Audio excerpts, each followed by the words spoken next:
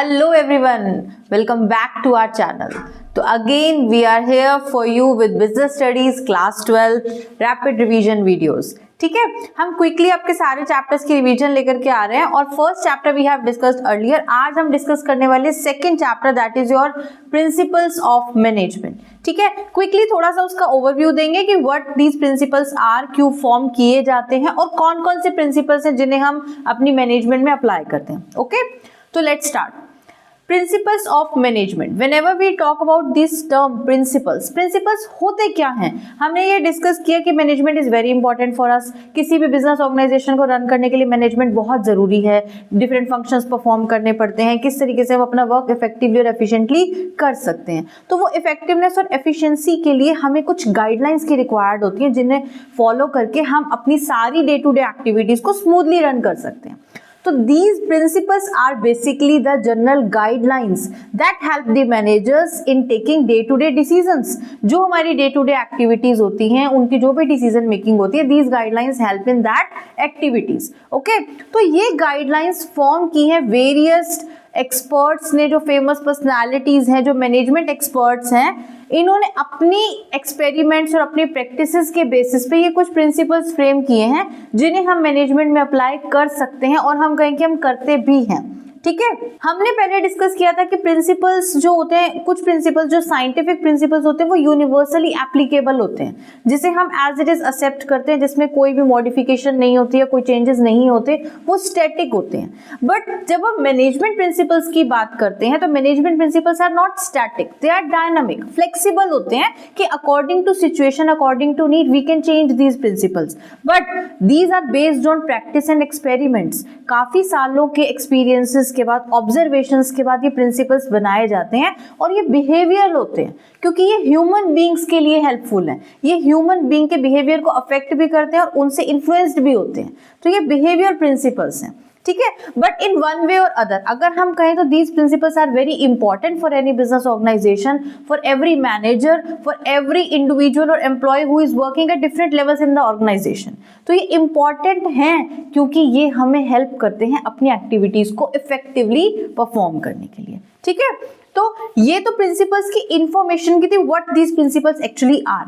तो हम आज पहले डिस्कस करने वाले हैं 14 principles framed by Henry Fayol. Henry Fayol was famous management expert. In his book that was General and Industrial Management. इस बुक में फेयोल्स ने अपने ये प्रिंसिपल्स मेंशन किए थे जो उन्होंने अपने एक्सपेरिमेंट से फ्रेम किए हैं. उन्होंने ये सारे प्रिंसिपल्स 14 नंबर मतलब 14 प्रिंसिपल्स फ्रेम किए हैं जिन्हें हम वन बाय वन डिस्कस करने वाले हैं. ठीक है, तो let's start with 14 principles of फेयोल्स.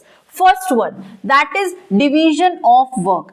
As per this principle, Fayol का मानना है कि वर्क को डिवाइड कर देना चाहिए ऑर्गेनाइजेशन में as per the specialization and efficiency of the individuals. Different लोग काम करते हैं, सबकी अपनी स्पेशलिटी होती है, एफिशिएंसी होती है, अपने इंटरेस्ट होते हैं. तो उनका मानना है कि जिसको जो अच्छा वर्क आता है उसे वो वर्क अलॉट कर दिया जाए, वर्क को डिवाइड कर दिया जाएगा तो आपका मैनेजमेंट और आपकी परफॉर्मेंस बहुत इफेक्टिव और एफिशिएंट होगी. Okay, second one, authority and responsibility.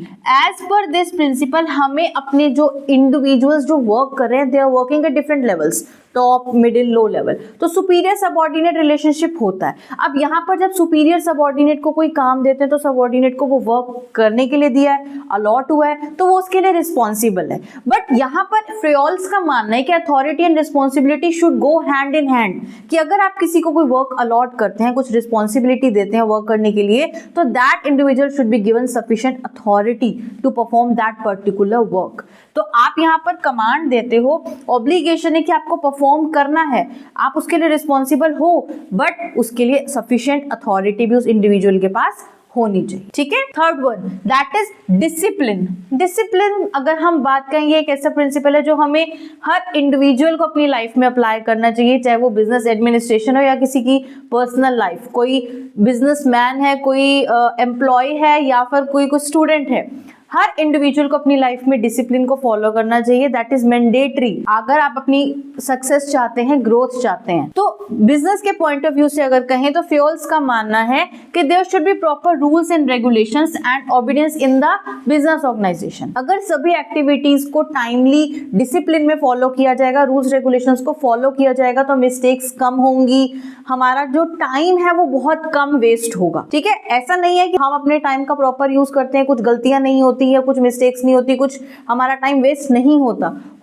बहुत सारी अनसर्टेनिटीज है, सिचुएशंस है जिसमें हमारे सामने ऐसी सिचुएशंस आ जाती हैं कि हमें अपने वर्क को रोकना पड़ता है या कुछ चेंजेस को इंट्रोड्यूस करना पड़ता है। बट हम क्योंकि ये बिहेवियर सेंस में बात कर रहे हैं कि ये प्रिंसिपल्स ह्यूमन बिहेवियर के लिए कहीं ना कहीं इन्फ्लुएंसिव हो सकते हैं, तो हमें डिसिप्लिन जरूर फॉलो करना। Okay, fourth one is unity of command. Unity of command क्या कहता है कि आप सुपीरियर जो है वो सबऑर्डिनेट्स को कमांड देते हैं, तो there should be unity of command. That means there should be one boss for the subordinates. जितने भी इंडिविजुअल्स एक सुपीरियर के नीचे वर्क कर रहे हैं, 3, 4, 5, 6, उन सब के लिए एक बॉस होना चाहिए, so that we can avoid confusion. For example, अगर आपको एक साथ मम्मा भी कोई काम दे दे, पापा भी काम दे दे, आपके कोई बड़े सिबलिंग्स हैं वो भी वर्क दे दे, ग्रैंड पेरेंट्स दे दे, सब कहें कि ये कर दे वो कर दे, तो आप क्या कहते हो? सब एक साथ मुझे काम कह रहे हो, मैं किसका काम पहले करूं, मैं क्या क्या करूं? तो जस्ट लाइक दैट किसी भी बिजनेस ऑर्गेनाइजेशन में जब किसी सबऑर्डिनेट को उनके बॉस, उनके सुपीरियर कोई वर्क अलॉट करते हैं, तो they are obliged for that, उन्हें वो वर्क करना पड़ेगा, वो उनकी रिस्पॉन्सिबिलिटी बन जाती है। तो यहाँ पर अगर हम चाहते हैं कि वर्क अच्छा हो, तो there should be unity of command, कि सारे सबऑर्डिनेट्स पे एक बॉस होना चाहिए जो अपने सबऑर्डिनेट्स को कोई कमांड देगा और उन्हें वर्क देगा, सो दैट सबऑर्डिनेट्स इजीली उसको परफॉर्म कर सके और टाइमली उसका फीडबैक दे सके कि वर्क हुआ या नहीं हुआ, कंफ्यूजन को अवॉइड करने के लिए। Got it? Fifth one is unity of direction. यहाँ पर भी यूनिटी चाहिए कि बहुत सारे लोग हैं ऑर्गेनाइजेशन में काम कर रहे हैं, बट उनका गोल क्या है?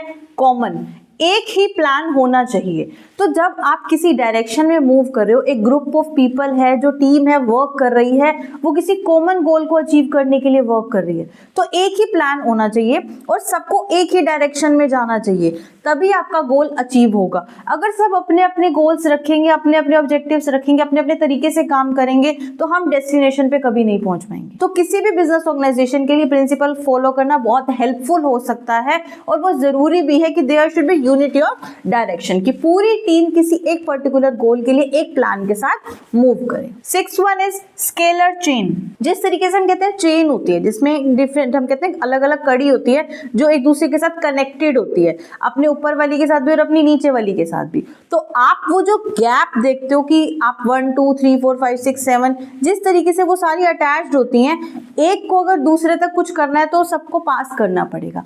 उसी तरीके से बिजनेस में भी एक स्केलर चेन होती है, एक लाइन ऑफ अथॉरिटी, ठीक है, जहां पर हम कह सकते हैं कि आपके मैनेजर से suppose A, B, C, D, ये मैनेजर के नीचे सबऑर्डिनेट्स वर्क कर रहे हैं, तो ये एक चेन है कि टॉप टू बॉटम कोई भी इंफॉर्मेशन आएगी तो वो उस चेन से पास ऑन होके आएगी, और बॉटम टू टॉप अगर कोई इंफॉर्मेशन जाएगी तो वो भी उस चेन के थ्रू जाएगी। There should be proper line of authority कि ये आपके सुपीरियर, ये सबऑर्डिनेट है, अगर आपको कोई भी बात करनी है तो आपको अपने नियरेस्ट जो नेक्स्ट सुपीरियर या सबऑर्डिनेट आप उनसे बात करोगे, तो वो proper clear line of authority follow की जाती है। हाँ, हम कह सकते हैं कि ये थोड़ा टाइम कंज्यूमिंग रहता है बिजनेस के लिए, बट क्लैरिटी रहती है। आप किसी को भी अकाउंटेबल ठहरा सकते हो कि ये काम किसने किया था, किसकी रिस्पॉन्सिबिलिटी थी, कितनी अथॉरिटी हमने उनको दी, और उसके लिए वही अकाउंटेबल हैं, और क्लियर डिसीजन मेकिंग होती है, कोई र्यूमर्स नहीं होते, एक formal chain of authority follow की जाती है। ये प्रिंसिपल एग्जाम के पॉइंट ऑफ व्यू से इंपॉर्टेंट भी है क्योंकि स्केलर चेन पे क्वेश्चन काफी बार आ जाता है। ठीक है, next seventh one is remuneration. Remuneration क्या कहता है? देखिए, जब एम्प्लॉयज किसी ऑर्गेनाइजेशन में वर्क करते हैं तो वो एम्प्लॉयज अपने ऑर्गेनाइजेशन की बेटरमेंट के लिए, उस गोल के अचीवमेंट के लिए कर रहे हैं, उसकी ग्रोथ के लिए कर रहे हैं, but they have their own goals, they are career conscious, they have their own, आप कह सकते हो ना कि पर्सपेक्टिव है कि वो कैसे काम करें। तो यहाँ पर फ्यूल्स का मानना है कि remuneration should be fair to all, सभी एम्प्लॉयज को उनके एफिशिएंसी के अकॉर्डिंग फेयर रेम्यूनरेशन देना चाहिए। रिवॉर्ड्स कैन बी फाइनेंशियल और नॉन फाइनेंशियल, कि आप उन्हें किसी भी तरीके से, फिनेंस मतलब कैश में या पैसे दे करके, और नॉन फाइनेंशियल कोई भी अदर बेनिफिट पर्क्स दे करके आप उन्हें मोटिवेट कर सकते हैं। आप उन्हें प्रमोट कर रहे हैं, उन्हें कोई अच्छी जगह ट्रांसफर दे रहे हैं, उन्हें कोई अकोमोडेशन दे रहे हैं, या उन्हें कुछ गिफ्ट्स दे रहे हैं। तो these different forms of remuneration will help in motivating the employees also, कि उन्होंने किसी ऑर्गेनाइजेशन की बेटरमेंट के लिए काम किया तो उन्हें भी कुछ अचीवमेंट मिल रही है, and that should be fair to all. इनका मानना है कि रेम्यूनरेशन शुड बी फेयर, जो जैसा काम करता है उसे उसकी फेयरनेस के अकॉर्डिंग, उसकी एफिशिएंसी के अकॉर्डिंग हमें रेम्यूनरेशन देना चाहिए। उन्हें उनकी सैलरी, उनके रिवॉर्ड्स, उनके एफिशिएंसी के अकॉर्डिंग मिलने चाहिए, सो दैट जो अच्छा कर रहे हैं वो मोटिवेट हो और आगे भी अच्छा करें, ठीक है। अदरवाइज क्या होगा, सबको ये लगेगा कि करने पर ना करने पर सबको अगर सेम ट्रीटमेंट मिल रहा है तो वो सोचेंगे कि हम भी क्यों करें, ठीक है। दे विल बिकम शेकर्स, जो काम नहीं करना चाहते। तो अगर एम्प्लॉय काम कर रहा है, उसे मोटिवेट करना है, तो आप एक बिल्कुल डिफरेंस रखेंगे कि कौन कितने एफिशिएंटली काम कर रहा है, उतना ही उसे बेनिफिट भी मिले, ठीक है। 8th one, centralization and decentralization. देखिए क्या होता है ना कि सेंट्रलाइजेशन, डिसेंट्रलाइजेशन हमारी डिसीजन मेकिंग के लिए बहुत जरूरी है, एक बैलेंस ऑफ अथॉरिटी होता है। सेंट्रलाइजेशन क्या होता है, जहां पर सारा कंट्रोल सुपीरियर के हैंड में होता है, या आप कहते हो टॉप लेवल के हैंड में। वो सेंट्रलाइज पावर है, क्योंकि कुछ इंपॉर्टेंट डिसीजन होते हैं जहां पर आप पावर को अपने सबऑर्डिनेट्स को डिस्ट्रीब्यूट नहीं करते। उनके लिए जरूरी है कि वहां पर टॉप लेवल या जो भी सुपीरियर्स हैं वो अपनी सेंट्रलाइज पावर रखें, सारे इंपॉर्टेंट डिसीजन वो खुद लें। बट समटाइम्स कुछ ऐसी एक्टिविटीज होती हैं जिसमें हमें डिसेंट्रलाइजेशन भी फॉलो करना चाहिए, जहां पर हम अपने सबऑर्डिनेट्स को अपने साथ लेकर के चलते हैं। हम कुछ अथॉरिटी और कुछ पावर उन्हें भी देते हैं कि वो डिसीजन ले सकें। अगर हम अपने सबऑर्डिनेट्स को कुछ ऑर्डर दे रहे हैं, कुछ कमांड दे रहे हैं, तो they want some power to perform that responsibility. काम तो तभी पूरा होगा ना जब वो डिसीजन खुद ले पाएंगे। अगर हर डिसीजन के लिए सुपॉर्डिनेट है वो सुपीरियर के पास बार बार जाएगा कि मुझे ये बता दो, ये करें या नहीं करें, तो यहाँ पर जो आपका सुपीरियर है वो अपने इंपॉर्टेंट टास्क पर इतना ध्यान नहीं दे पाएगा, वो इन छोटी छोटी चीजों में ही बिजी रहेंगे। तो समटाइम्स कुछ ऐसी एक्टिविटीज होती हैं जिनके लिए हम पावर डेलीगेट कर देते हैं। सेंट्रलाइजेशन में पावर सुपीरियर अपने पास रखता है, सारी डिसीजन मेकिंग सेंट्रलाइज्ड होती है, बट डिसेंट्रलाइजेशन में अपने सबऑर्डिनेट्स को साथ लिया जाता है, ठीक है। तो it depends on the different activities of the organization कि कहां पर हमें खुद पावर रखने की जरूरत है और कहां हमें डेलीगेट करनी चाहिए। डिसेंट्रलाइजेशन भी होना चाहिए, क्योंकि एक अकेला इंडिविजुअल सारी एक्टिविटीज परफॉर्म नहीं कर सकता, okay. 9th one is order. Order means there should be right place for everything and right place for right things and right person। मतलब हर इंडिविजुअल के लिए एक राइट प्लेस होनी चाहिए और हर चीज के लिए एक राइट प्लेस होनी चाहिए, कि हर चीज अपनी सही जगह पर है, तो वो ऑर्डर है। एक सीक्वेंस होना चाहिए कि किस पोजीशन पे कौन सा इंडिविजुअल है, क्या उसके एक्सपीरियंसेस हैं, क्या उसकी पावर है, कितनी उसकी एफिशिएंसी है, क्या उसे काम दिया जा रहा है। अगर कोई फिनेंस का बंदा है और हम उसको बिठा रहे हैं मार्केटिंग में कि आप मार्केटिंग एक्टिविटीज परफॉर्म करो, वो अगर वो फिनेंस को अच्छे से हैंडल कर पा रहा है तो वो मार्केटिंग करने में उतना एफिशिएंट नहीं होगा। उसको प्रोडक्शन के बारे में नहीं पता, वो मनी को हैंडल कर सकता है, वो फिनेंस को हैंडल कर सकता है। तो हर इंडिविजुअल की एक अपनी स्पेशलिटी होती है। तो there should be a proper order in the organization, कि कुछ मिसमैच ना हो, हर चीज अपनी सही जगह पर होगी तो उसे ढूंढना आसान होता है, ये आपको भी पता है। तो this principle should be followed in business organization also. 10th आता है हमारा equity, kindness and fair treatment. Equity मतलब हमारे लिए सब इक्वल हैं। There is difference between equity and equality. हम यूजुअली कहते हैं ना there is gender equality. Gender equality या इनइक्वालिटी क्या है कि हमारे लिए मेल फीमेल इक्वल है, हमें कोई डिफरेंस नहीं रखना चाहिए, चाहे वो अपॉर्चुनिटीज की बात हो या फिर किसी पर्टिकुलर रिस्पॉन्सिबिलिटी की बात हो, कहीं फ्रीडम की बात हो। तो हम चाहते हैं कि there should be gender equality, वहां पे सब बराबर है, चाहे मेल हो या फीमेल हो।